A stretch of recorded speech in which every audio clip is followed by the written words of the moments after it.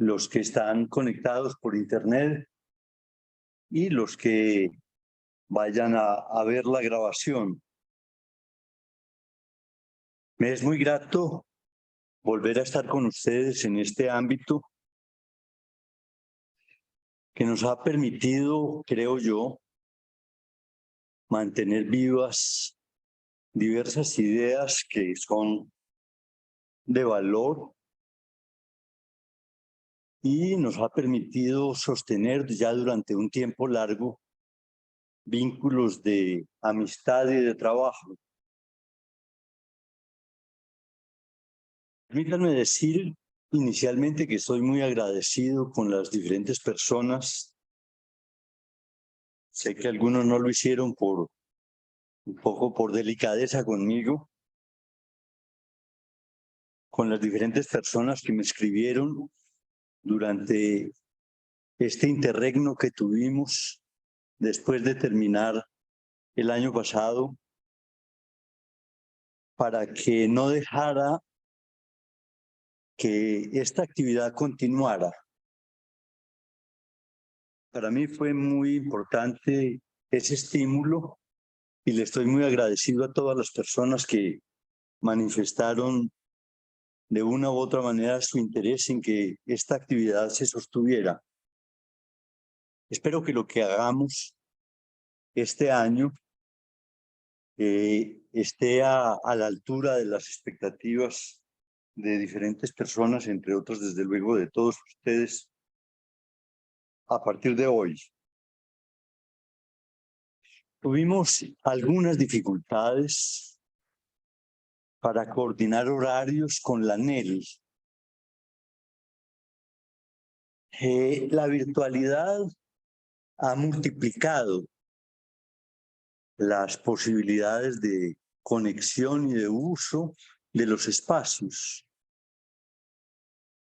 Y la ANEEL, que en cierto sentido esta sección de la escuela, que antes tenía, digamos, en cierto sentido, horarios relativamente bien distribuidos, con la virtualidad aparecieron muchas actividades de parte de la ANEEL y de la AMP en el horario de esta actividad. Esto nos ha obligado a intentar hacer una programación un poquito más estricta que permita que esas actividades se puedan realizar sin que sean interferidas por esta y a la inversa, es decir, sin que esas actividades interfieran a cuestiones. Luego de que trabajamos un poco en la coordinación, que como imaginarán es una mecánica un poco complicada, llegamos pues a la conclusión de que podíamos seguir utilizando los primeros y terceros sábados de cada mes, lo cual será así a partir del mes de mayo. No logramos que el tercer sábado del mes de abril quedase disponible para esta actividad, por lo cual no haremos en el mes de abril sino una reunión, pero en el resto del año tendremos disponibles para cuestiones estas horas de trabajo y tendremos la posibilidad pues de realizar sin interferencias nuestras consideraciones. Yo espero que el trabajo que desarrollemos tanto hoy como todo el año sea para todos grato y productivo.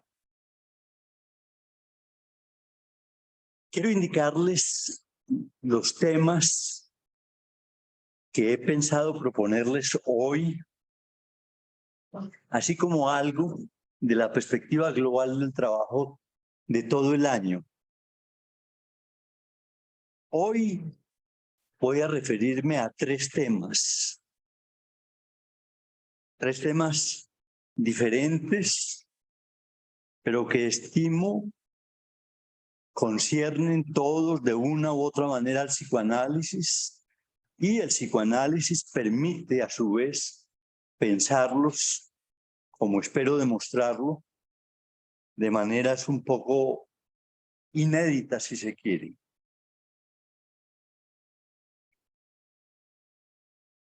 Estimo que cada uno de los temas a los cuales voy a hacer referencia admite un desarrollo más amplio del que puedo proponerles hoy, pero al menos quisiera abordar un punto esencial de cada uno de ellos, por razones que espero que la exposición justifique.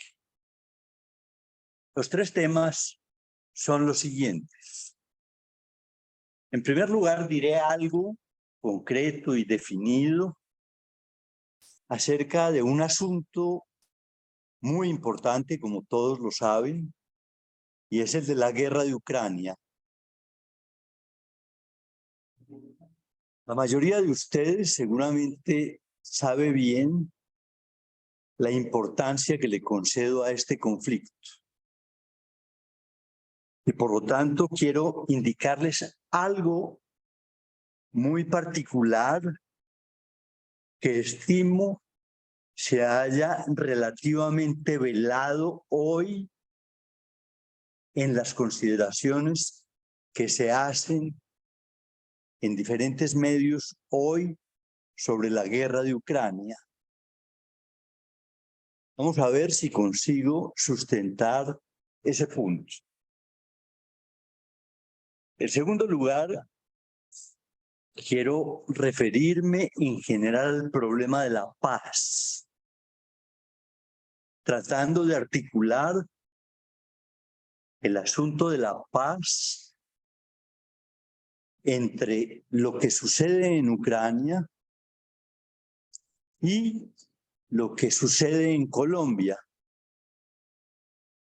en particular, pero podríamos decir en muchas partes de América Latina.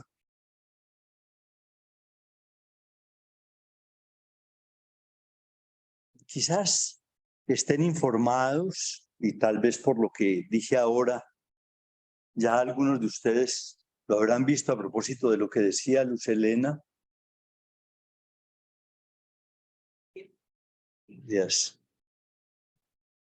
Estarán informados, tal vez por lo menos algunos, que desde este año en especial, la ANEL, no solamente la ANEL Colombia, sino la ANEL en general, es decir, donde está presente, que son en 9 países de América Latina, abrió la posibilidad de constituir carteles y otros grupos de discusión para hablar específicamente del informe de la Comisión de la Verdad. Y de hecho, se viene trabajando desde este año en diferentes partes de América Latina sobre ese informe, cruzando la lectura del informe con elementos del psicoanálisis. Quizás en otro momento podamos ampliar un poco más algunas ideas sobre ese trabajo. Pero hoy voy a referirme a un punto que considero crucial y que ya lo pueden ver ustedes enunciado inclusive en la carátula de este texto que traje para hoy, y es especialmente a hablarles de uno de los significantes rectores del informe de la Comisión de la Verdad, como es el de paz grande. Vamos a hablar un poco de eso y espero decirles algo al respecto. En tercer lugar, no sé si es muy ambicioso pretenderlo, espero que nos dé el tiempo, voy a referirme al concepto de uno solo.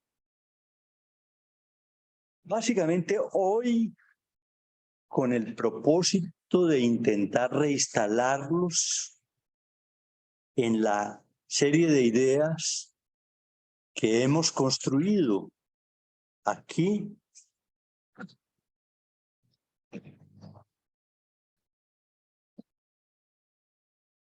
en torno a ese concepto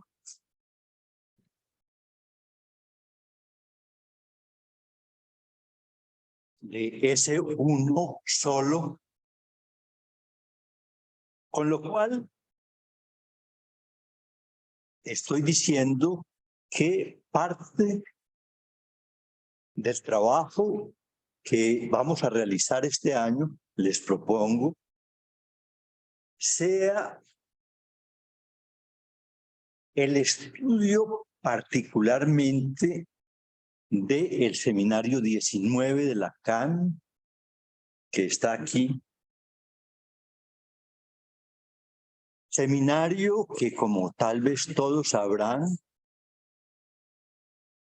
es el seminario en el cual Lacan introdujo el concepto de uno solo. No vamos a estudiarlo todo porque creo que sería un poco difícil recorrerlo en su conjunto y que se trata de un seminario muy complejo, pero sí vamos a referirnos a algunas partes del mismo, introduciendo a su vez alguna casuística derivada de la práctica analítica que nos permita asir en lo posible, en forma más precisa, algunos elementos relativos al concepto de uno solo.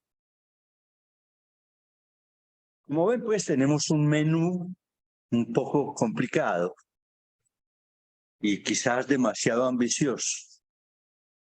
Pero para no intimidarlos con ese menú, les quiero decir que voy a referirme a puntos muy específicos y concretos de cada uno de ellos. En torno a la guerra de Ucrania, decidí que hiciéramos alguna referencia hoy al mismo, en particular por una razón concreta, que voy a tratar de sustentarla. La razón es que, a mi juicio, y tengo razones para ello, nos estamos acercando muy peligrosamente a la posibilidad de un conflicto nuclear.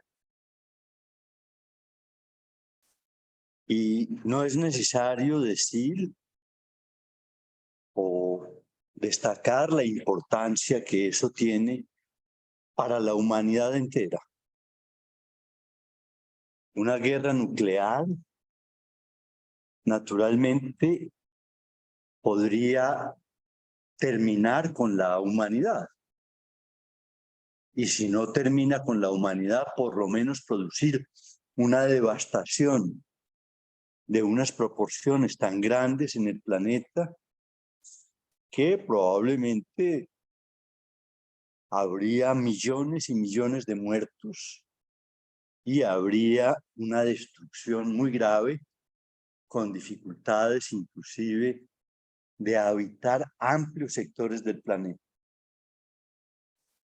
No es necesario que les destaque lo que podría representar una guerra nuclear.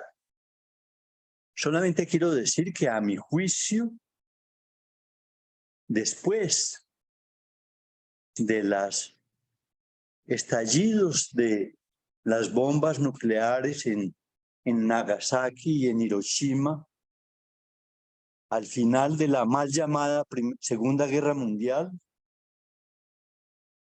después de esa vez, al parecer, los poseedores de armas nucleares en particular se percataron en forma puntual del riesgo que representa para la humanidad el uso, cualquiera que él sea, de las armas nucleares. Ustedes sabrán, por ejemplo, que aún, y eso que fue unas explosiones controladas y restringidas a un espacio sociopolítico específico, se conocen o se existen todavía hoy, después de cerca de 70 años o más de haber explotado esas bombas en Nagasaki y en Hiroshima, hoy continúan viviéndose los efectos de esas explosiones.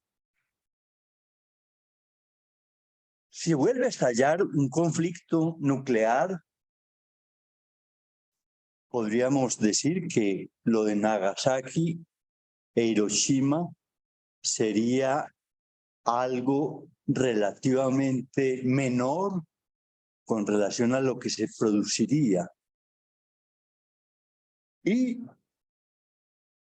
pienso que nos estamos acercando peligrosamente a la posibilidad de que ello suceda.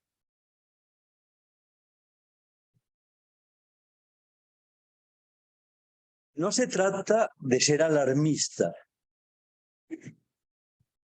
sino se trata de considerar una dimensión del problema de la guerra de Ucrania que todo el mundo sabe que está ahí,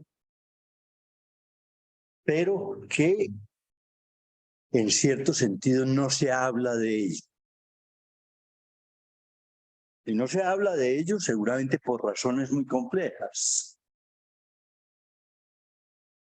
Yo pienso que el uso que ha hecho Rusia de esa amenaza, que la ha hecho desde que invadió a Ucrania, comienza a ser algo más que una amenaza. Y vamos a ver por qué.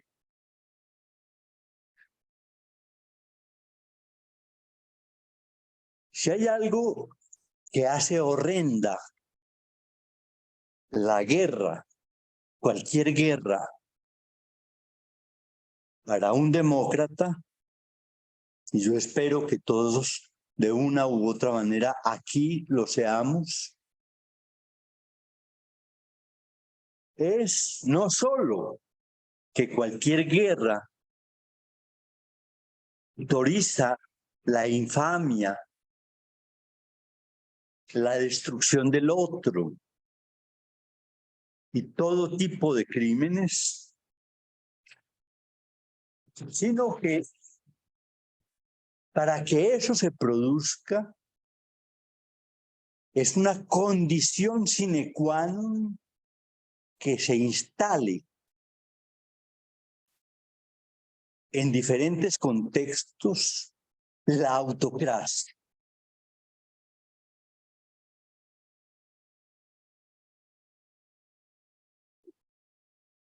Los señores de la guerra en todas partes y en todas las épocas son autócratas y consideran que su verdad les autoriza a asesinar y a imponerle al otro todas las circunstancias que ellos juzguen que sean necesarias para imponer su verdad.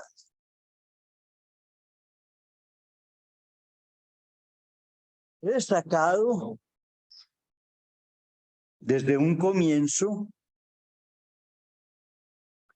que, por ejemplo, esta guerra podría convertirse en el principio de una amenaza para el ejercicio de actividades como el psicoanálisis. Ustedes sabrán que hay hoy en el mundo, en los más variados lugares y por razones que convendría examinar,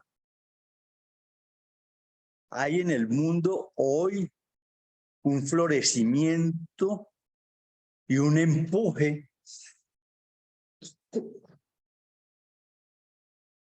hacia la autocracia.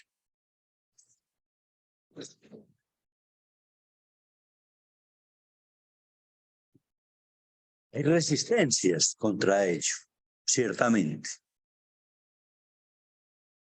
Pero sabemos que los Trump, los Bolsonaros, los Erdoganes, los Orbán y aún los Xi Jinping u otros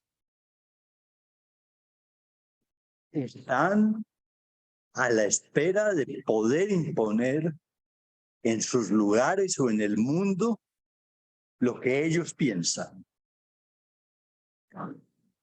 Yo, por ejemplo, miro con preocupación lo que acaba de suceder en los Estados Unidos.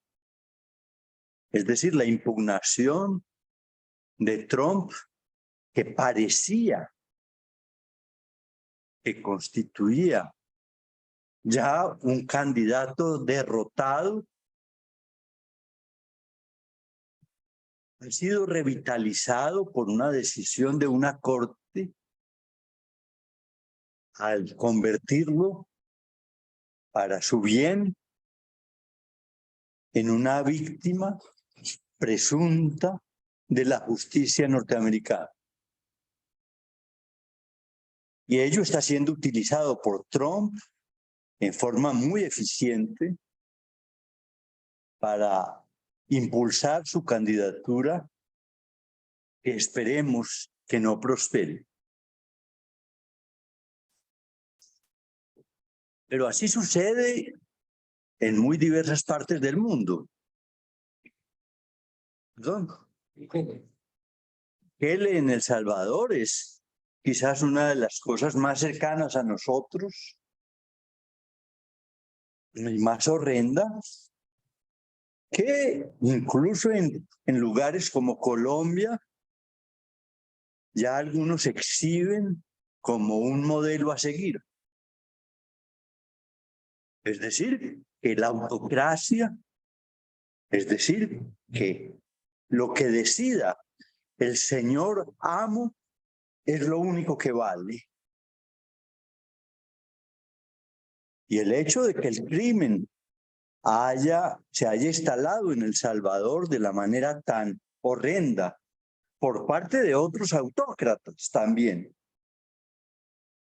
porque las bandas criminales son esencialmente definidas por eso, es decir, regidas por el imperio del uno. Y en ese sentido, tanto en El Salvador como en muchas partes del mundo, pulula el empeño de llegar a decidir por unos pocos el rumbo de la historia. Es un problema muy complejo, muy importante. Y si menciono aquí el uno solo, es para darles una perspectiva de cómo el psicoanálisis puede contribuir a la comprensión de problemas como el de la autocracia y por consiguiente de asuntos que nos conciernen a todos.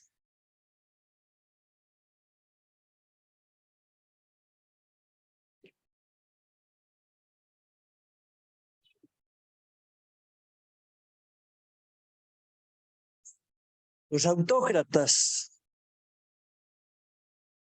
pululan por todas partes, repito, y no solo entre los gobernantes.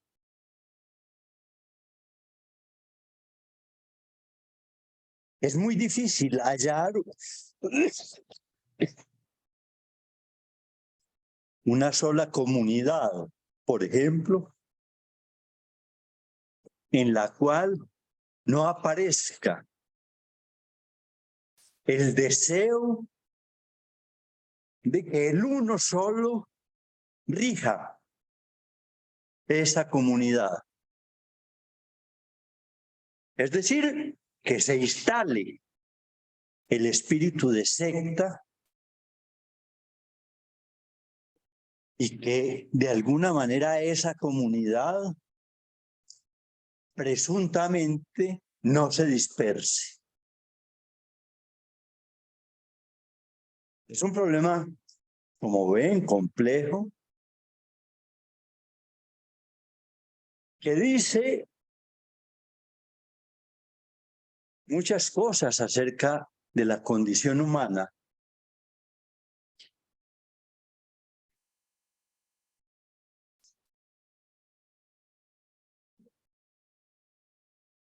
La tendencia a la autocracia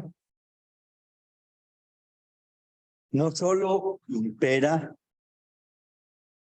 en los gobernantes o en la vida colectiva, sino que nos acecha a todos.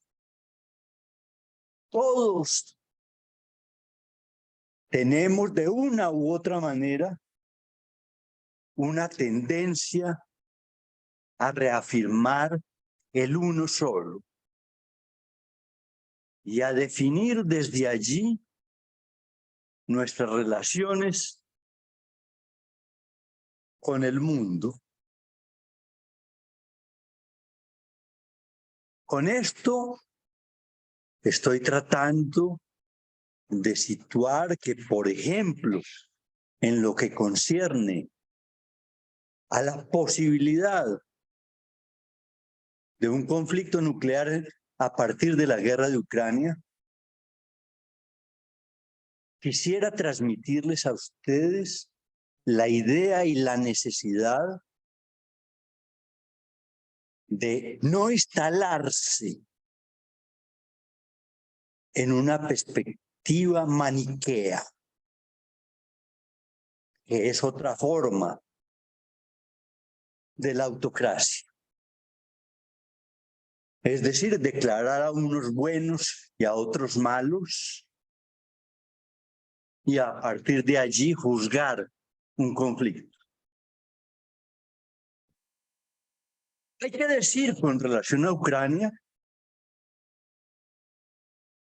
que Estados Unidos y Europa no son unos santos, como no lo es ningún ser humano.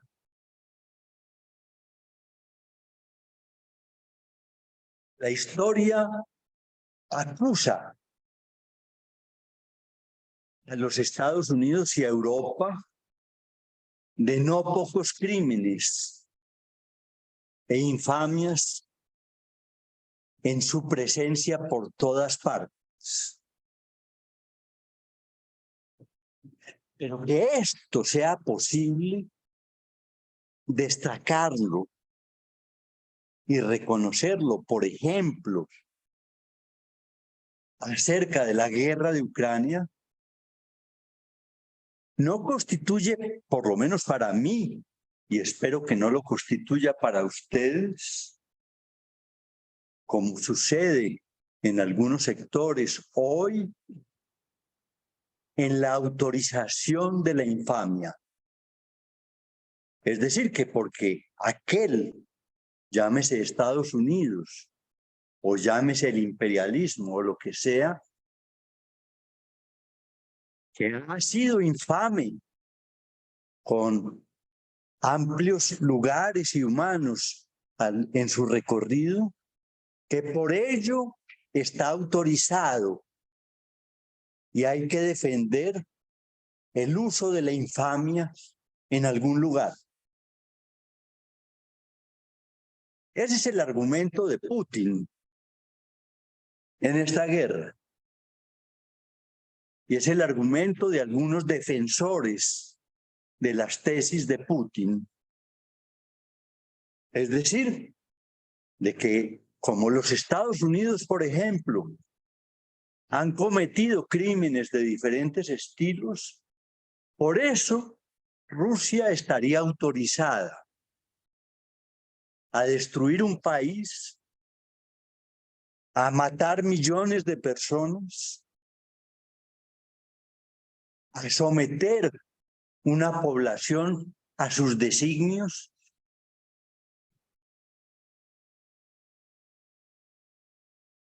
Y a tratar al otro básicamente como un súbdito.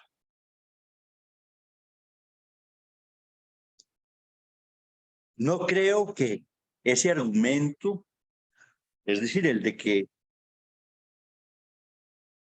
Occidente sea susceptible de ser acusado, como creo que es posible, de infamias, autorice en este caso colocarse del lado de otro infame.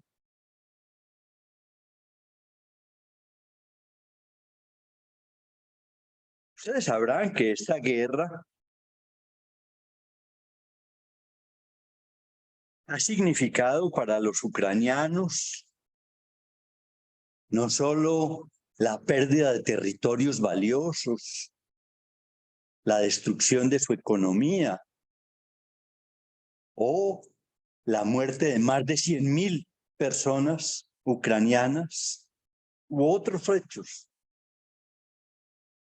trágicos para ese país, sino que corre el peligro en que si no se somete Ucrania a los designios de Rusia, serían susceptibles de ser acusados de servir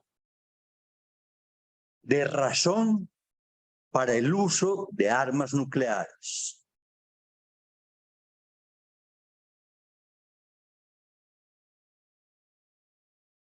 Recientemente, un premio Nobel ruso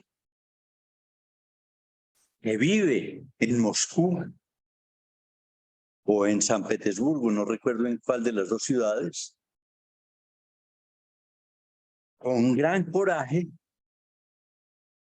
se levantó para llamar la atención de la población rusa frente a una campaña que hoy se está produciendo en Rusia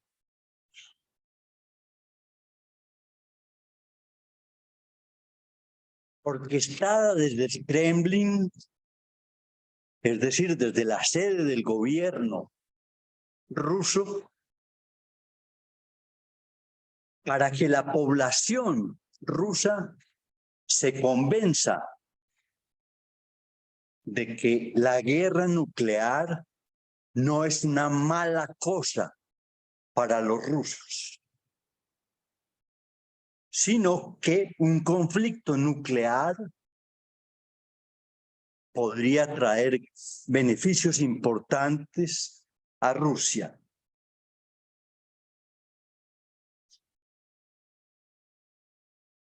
Conviene que recordar que Rusia es el país del mundo por encima de los Estados Unidos y del resto del mundo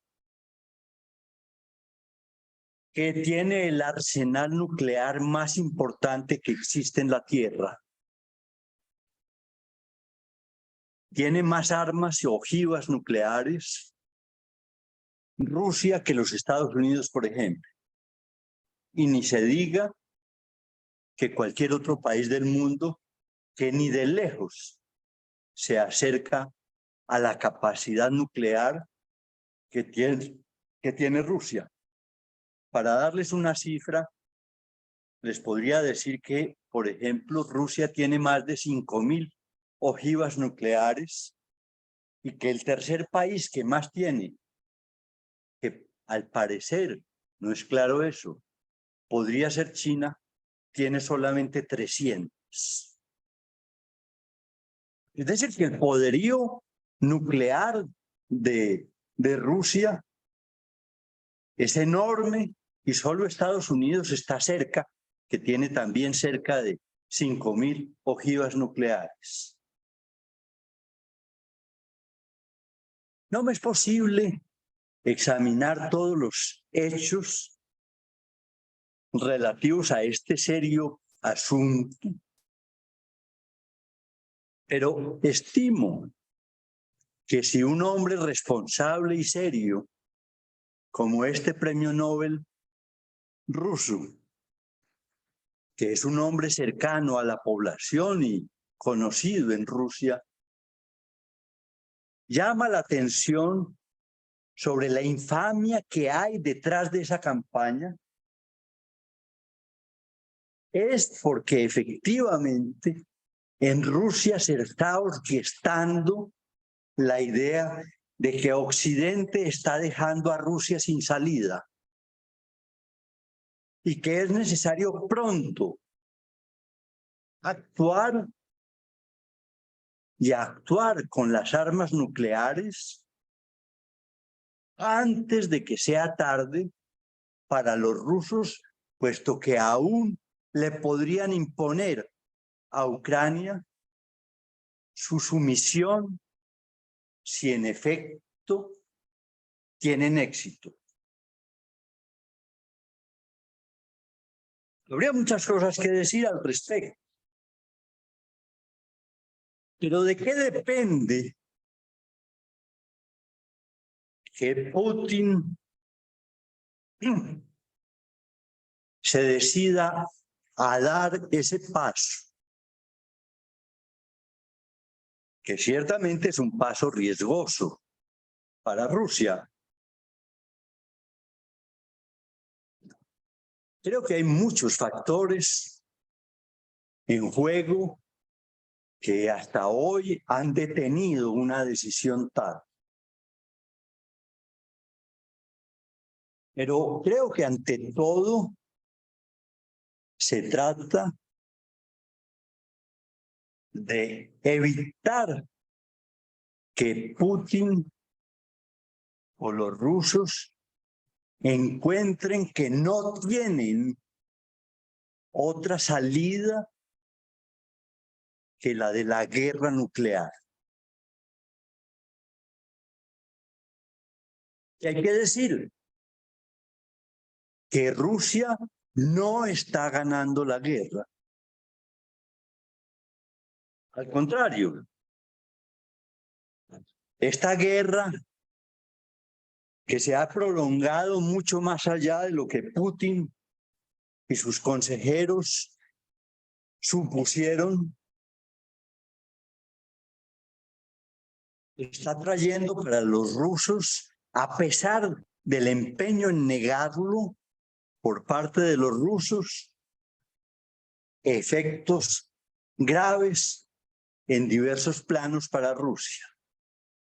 Y mientras más se prolongue la guerra, esos efectos serán cada vez más negativos. Putin calculó, como seguramente ustedes lo saben, erróneamente, lo sabemos hoy, que Ucrania caería mansamente ante la invasión de sus territorios, como sucedió en el año 2014, es decir, hace poco tiempo, cuando Rusia decidió apoderarse de Crimea o de otros territorios de Ucrania, sin que Occidente ni nadie impidiera esa ocupación, sino que en forma masiva se apoderaron de esos territorios e imponen allí todavía hoy su ley, amparados en la idea de que en esas poblaciones se habla ruso. Ustedes saben que hay una proximidad lingüística y cultural que en parte está en el centro de este conflicto, muy profunda entre Ucrania y Rusia, y que los ucranianos, gran parte de la población ucraniana, no solamente de Crimea o del Donbass, sino de muchas partes, hablan ruso. Putin pues supuso, lo cito, que una operación militar especial sería suficiente para ocupar vastos territorios de Ucrania. No esperaba encontrarse ni con una feroz organización y oposición de parte de los ucranianos, ni tampoco que Occidente esta vez sí se opusiera a la ocupación. Y estamos llegando a un punto en el que para los rusos se trata ya de todo o nada. ¿Cómo impedir que se desate el conflicto nuclear? Creo que hemos llegado a un punto en que solamente hay una vía. Esa vía es la de llegar a acuerdos de paz entre Ucrania y Rusia, asistidos cada uno por sus aliados.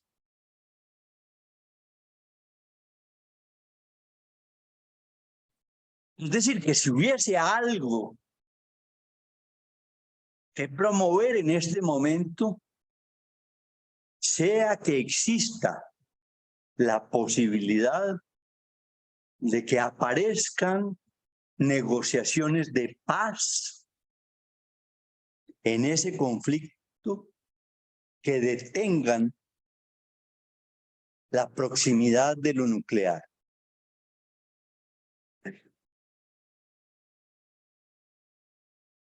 Yo me hago la ilusión,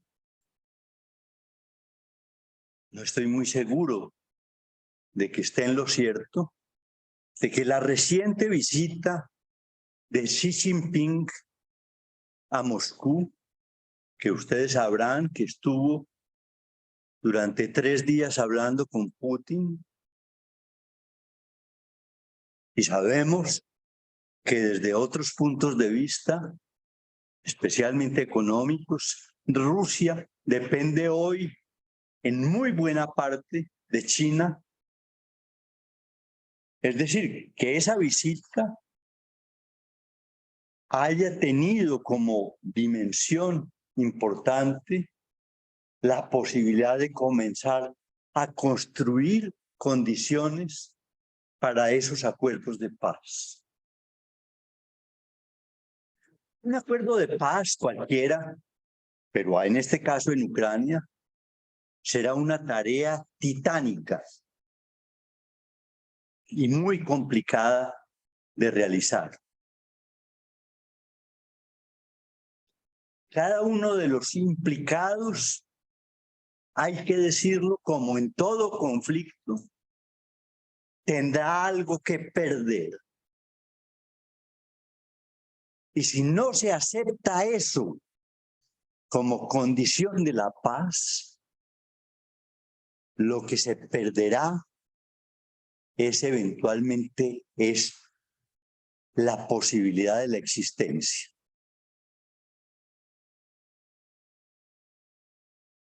Sí, por ejemplo, Ucrania tendrá que aceptar, luego de esa resistencia heroica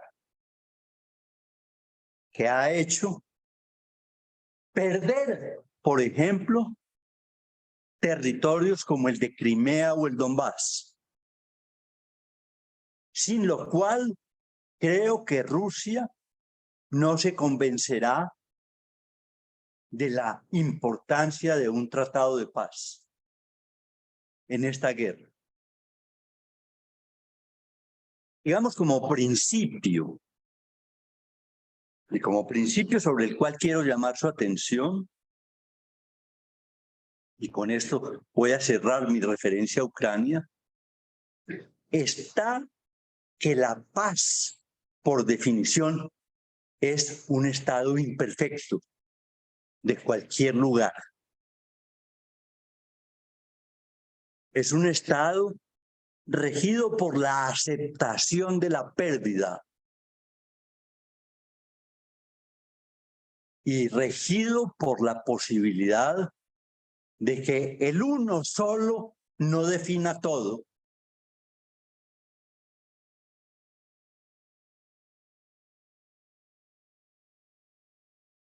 Con esto estoy pasando al segundo punto que me interesa, es decir, referirme al problema de la paz, tal como la Comisión de la Verdad la sustenta en su informe sobre esa guerra atroz que vivió en los últimos 70 años Colombia y que sirve de referencia, a mi juicio, para pensar no solo qué es un conflicto, sino ante todo cómo es que se construye una paz. Yo tengo una admiración profunda por esa actividad realizada por la comisión, quien, como ustedes saben, y por esto puse este documento, que es la presentación general del informe de la comisión, que ustedes saben que tiene como un significante primordial que orienta el informe, el de paz grande.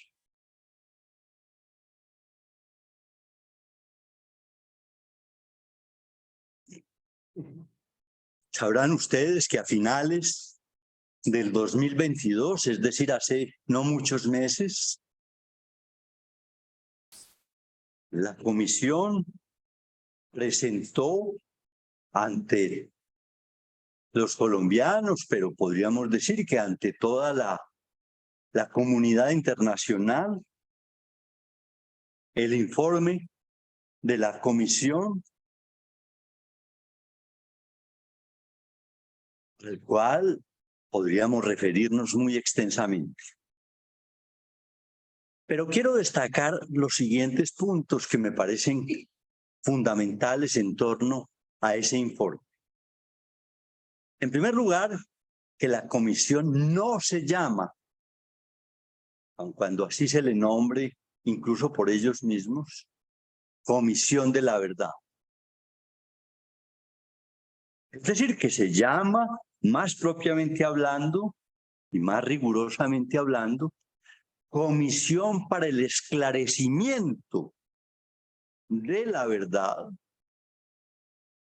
la convivencia y la no repetición, lo cual ya indica, a mi juicio, sin que vaya a comentarlo ampliamente, que para la comisión la verdad no existe,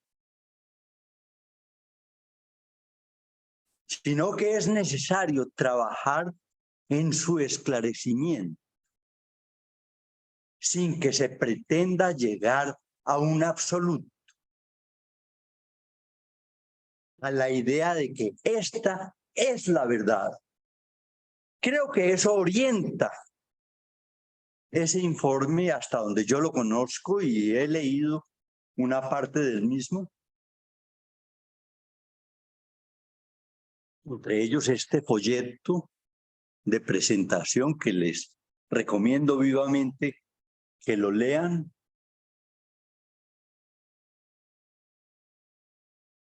En el cual es posible reconocer, permítanme decirlo, con elementos del psicoanálisis, de Lacan, que el informe está alimentado por el espíritu del no todo.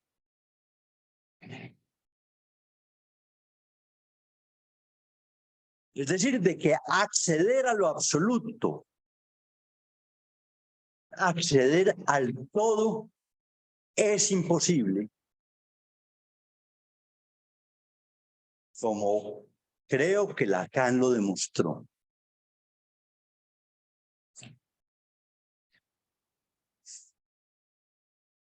Subrayo pues el significante de paz grande, que para mí tiene, entre otros hechos, no solamente lo que acabo de destacar, sino que entra en contraste con algo que especialmente a los colombianos de hoy nos concierne de manera profunda y compleja, y es el hecho de lo que yo reconozco como una contradicción entre, lo voy a decir sin ambajes, entre la paz grande y la paz total.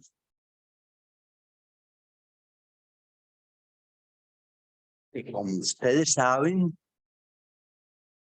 es la bandera esencial del gobierno actual de Colombia.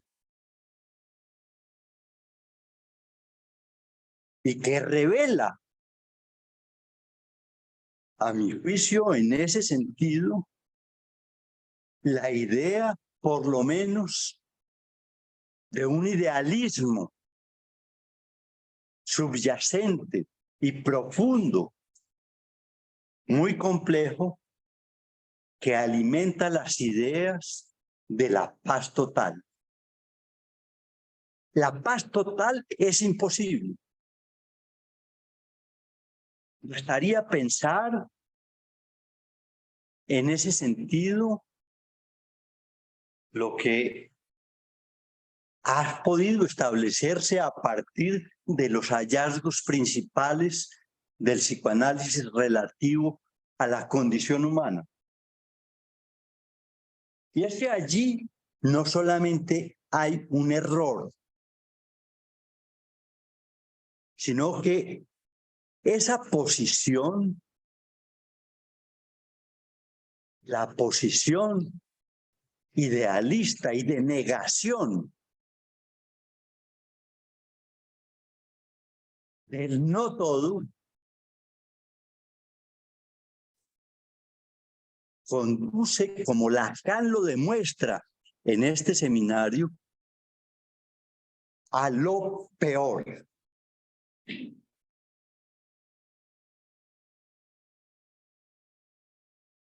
El título del seminario 19 es enigmático,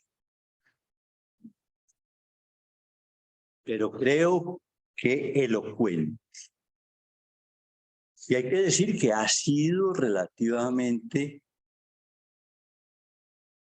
velado, por no decir que suprimido, por razones que yo diría que convendría pensar en las discusiones que se hacen sobre este seminario y en general sobre el problema del uno.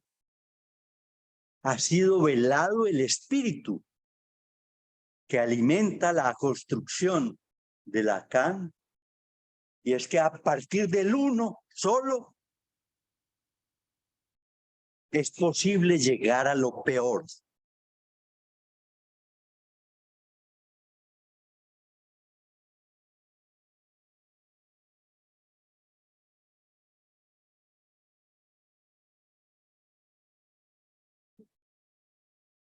He destacado pues un conjunto de significantes que podría llamar de ese unos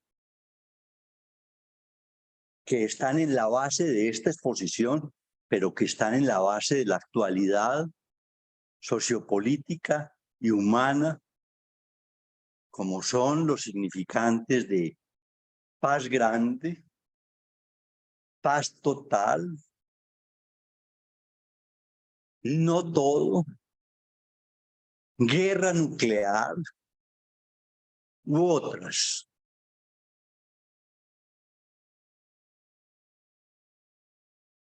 Todo esto lo propongo porque creo que permite sustentar la importancia que tiene el estudio de la lógica que subyace en la vigencia del uno solo, del significante uno solo, que como ustedes espero que lo comprendan a partir de lo dicho, es la justificación, por ejemplo, de la autocracia y que impone que en ese sentido seamos capaces de pensar cómo oponerle y qué oponerle a la posibilidad del imperio del uno solo, bien sea en uno mismo, es decir, por ejemplo, en un trabajo analítico, o bien sea en la actividad colectiva, cualquiera que ella sea, aún sean los vínculos de pareja, o bien sea en las comunidades de todos los estilos, o en el examen de problemas como los de la política mundial a los cuales he hecho referencia.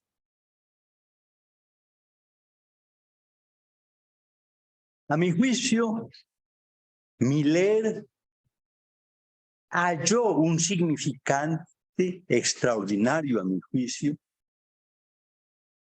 que oponerle al uno solo,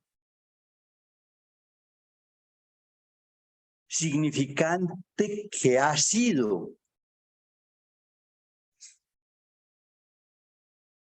paradójicamente olvidado, por ejemplo, en la comunidad nuestra, en los medios de la AMP, y que a mi juicio constituye la manera de intentar abordar cómo oponerse tanto al interior de las comunidades psicoanalíticas como al exterior de ellas a la autocracia, al espíritu de secta que también impera en las comunidades analíticas como en general en muchas esferas de la vida humana y también en el sujeto.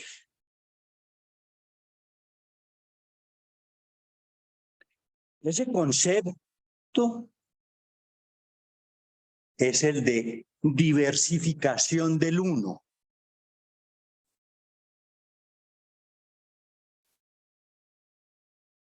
La diversificación del uno, que no significa que se renuncie al uno porque es imposible o porque tampoco se trata de promover la idea de que todo vale.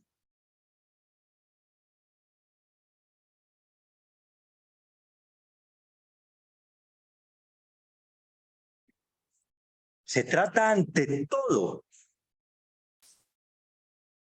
de darle un valor a la importancia de lo múltiple.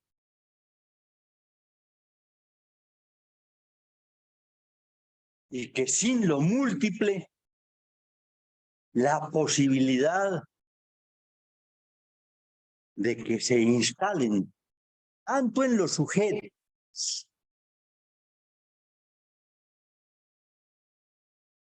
la verdad como algo absoluta, como en las comunidades humanas es lo que asedia, que en términos del sujeto, eso múltiple se llama la duda.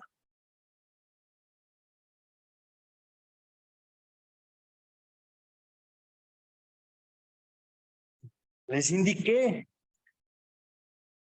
que espero que este año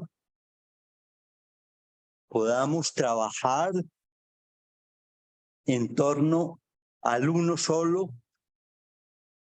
teniendo como texto de referencia principal el seminario 19, si bien continuaremos teniendo como una referencia principal el trabajo de Miller con relación a el uno solo, al curso de Miller llamado el uno solo o el ser y el uno.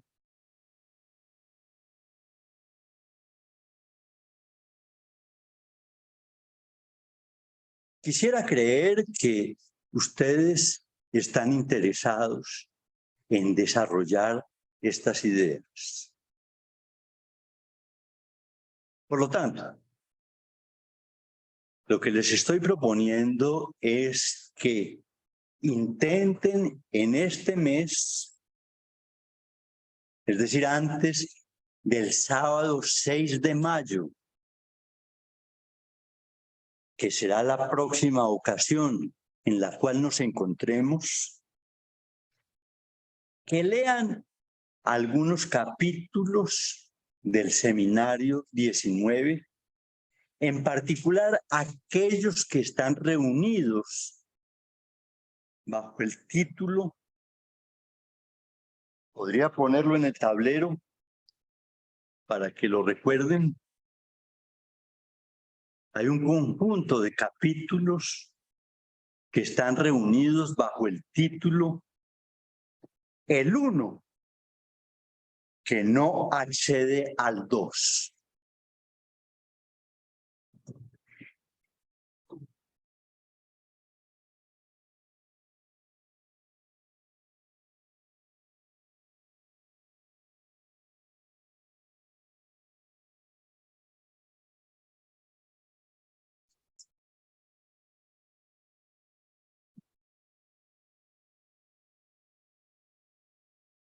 Quizás tengan tiempo durante este interregno en buscar, bien sea los capítulos mismos que los pueden encontrar en internet quienes no tengan el libro, o algunas referencias de algunos teóricos como Miller en especial, a estos capítulos que nos servirán de guía para el trabajo que desarrollaremos este año. Como ven, lo que me propongo es recuperar la línea de trabajo que trajimos en torno al uno, mostrando la diversidad de asuntos, algunos, veremos otros, que están en juego con relación a ese concepto. Ustedes ven el título de esas que engloba esos capítulos que les recomiendo que lean. podrán ya ver muchas cosas, espero. Lean ese título y verán el peligro que tiene la instalación y la justificación del uno solo, de que sea la legitimación, por ejemplo, de la autocracia. O, por ejemplo, que hay que intentar pensar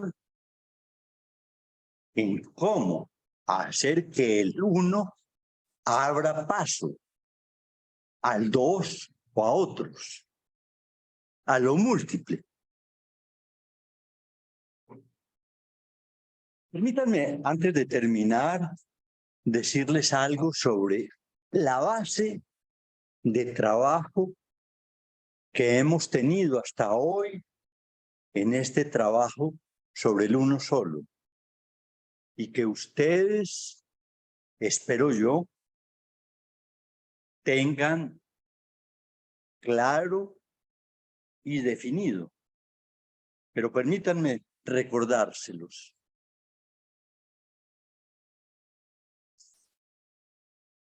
Este trabajo partió y sigue teniendo como base el intento de darle fundamentación a ese hallazgo singular y extraordinario en cierto sentido de Lacan, de que si podemos hablar del sujeto, si podemos hablar de algo que llamó él el ser hablante o el parletre, es porque bajo esos términos intentamos definir ante todo lo singular de alguien, atraparlo y hacer de él, de eso singular, por ejemplo, el fundamento de la práctica analítica.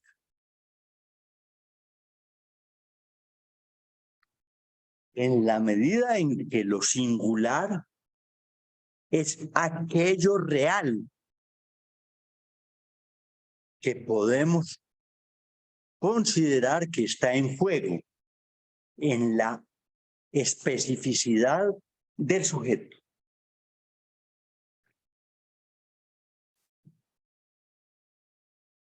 Cuando Lacan desarrolló su teoría del uno solo en el seminario 19,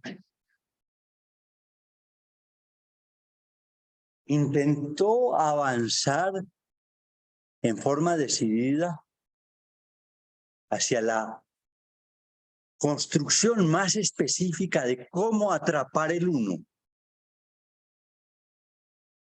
Y años más tarde, después del seminario 19, consiguió enunciar un concepto que definió como aquello que es lo más singular de cada sujeto. Sabrán ustedes a qué me refiero. Me refiero particularmente al concepto de Saint-Thomas, con H, que está desplegado en el seminario 23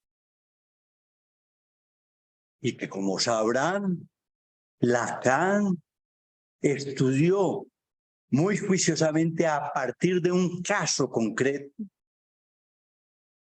como es el caso Joyce, que es, si se quiere, el paradigma para pensar el problema del Saint-Thomas y por consiguiente para pensar qué es lo que podemos establecer con Lacan acerca del uno solo.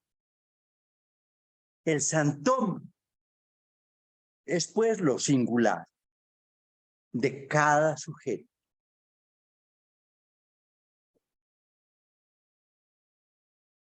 Vamos así articulando un hilo que por ahora ven ustedes que en lo que hace al psicoanálisis, a la elaboración teórica que podemos establecer con Lacan, es un hilo que contiene como piezas principales del mismo conceptos como los de lo singular, el uno solo, el santón y otros que nos permitirá construir una teoría del mismo y que espero que para ustedes pueda llegar a tener completa claridad. Les quiero recordar que el concepto de lo singular es una categoría de la lógica, de la filosofía, si se quiere, pero especialmente de la lógica, que nació con Aristóteles, pero que se ha desarrollado hasta los matemáticos contemporáneos para pensar ese complejo problema que desde una perspectiva filosófica constituye lo cuantitativo. Pensar en lo cuantitativo le permitió a la lógica construir un aparato conceptual en el cual hallamos tres categorías principales. No solo lo singular, sino al lado de ellas lo particular y lo universal. Ese conjunto lógico, pensar lo cuantitativo, ha sido definido por la lógica como la base del análisis de múltiples problemas en los cuales sea necesario construir universales y referirse a algo específico de lo real. La ciencia, y ya Aristóteles, que fue el primero en hablar de estas cosas, así lo entendió, consideró que la ciencia no debe construirse en torno a lo singular y que lo singular es un obstáculo para el desarrollo del pensamiento científico. Y por esa razón, la ciencia busca esencialmente definir universales de todo orden. Hemos puesto el ejemplo que nos ha servido de referencia, que es el de la tuberculosis, que es un universal que permite pensar esa enfermedad y que permite a su vez operar con un fragmento de lo real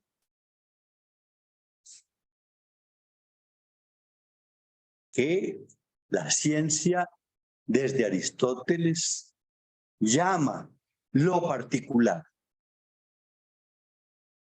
Es decir, que se trata no solo de trabajar con la hemofilia,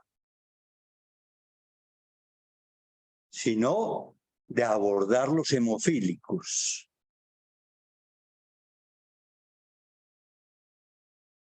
Pero cuando hablamos de alguien como un hemofílico, un tuberculoso o lo que se quiera,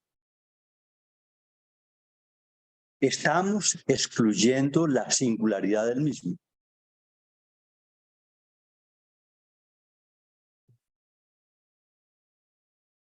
No es lo mismo un tuberculoso A que un tuberculoso B. Y allí la categoría de lo singular es inasible para la ciencia, y Lacan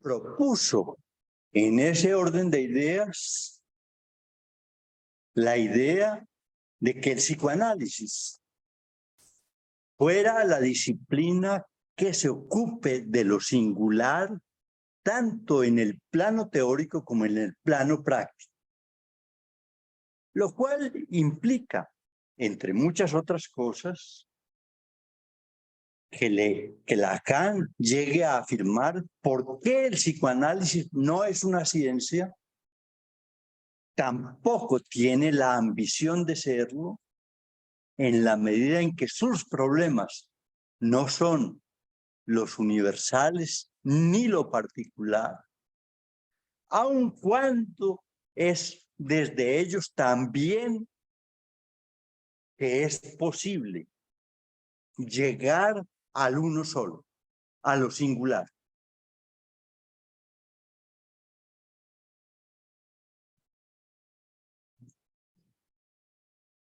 Les he recordado, pues, el punto de partida que nos condujo al examen del problema del uno solo, es decir, el de la singularidad, concepto con el cual comenzó a operar Lacan, así no lo hubiese desarrollado muy precisamente, en la medida en que encontró el uno que le permitió en ese sentido referirse en forma más específicamente psicoanalítica y no filosófica al problema de lo singular en el sujeto humano.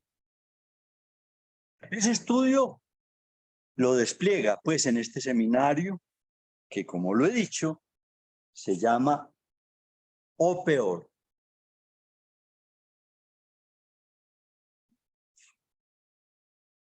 Les invito, y se me acabó el tiempo,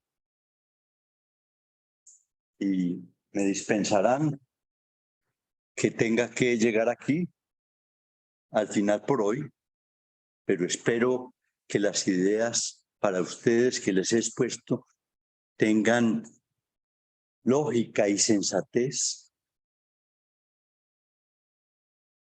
Pero creo que podemos en ese sentido decir que disponemos de un marco de trabajo que nos permitirá avanzar en el estudio de estas tesis que se hallan allí consignadas.